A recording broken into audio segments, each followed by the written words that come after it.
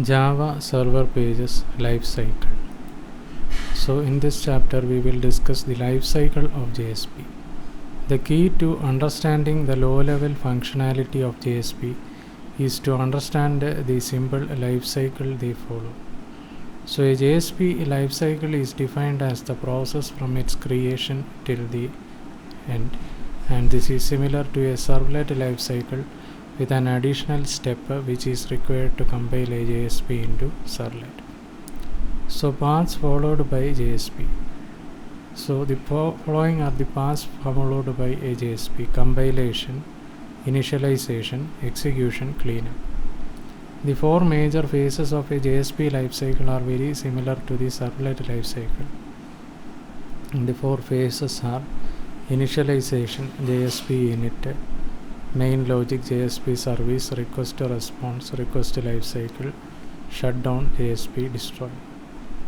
JSP compilation. When a browser asks for a JSP, the JSP engine first checks to see whether it needs to compile the page. If the page has never been compiled, or if the JSP has been modified since it was last compiled, the JSP engine compiles the page.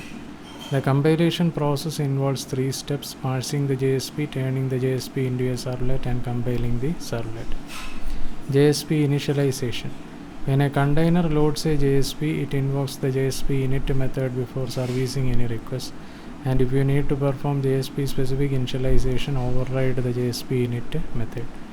Typically, initialization is performed only once, and as with the servlet init method, you generally initialize database connections, open files, and create lookup tables in the JSP init method.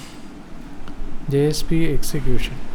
This phase of the JSP lifecycle represents all interaction with the request until the JSP is destroyed, and whenever a browser requests a JSP and the page has been loaded and initialized, the JSP engine invokes the JSP service method in JSP.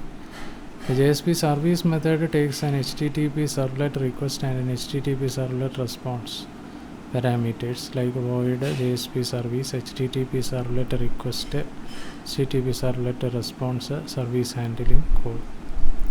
The JSP service method of a JSP is invoked on a request basis, and this is responsible for generating the response for that request, and this method is also responsible for generating responses to all 7 of the HTTP methods, that is get, post, delete, etc. JSP cleanup. The destruction phase of the JSP lifecycle represents when a JSP is being removed from use by a container. The JSP destroy method is the JSP equivalent of the destroy method for servlets. Override JSP destroy when you need to perform any cleanup, such as releasing database connections or closing open files.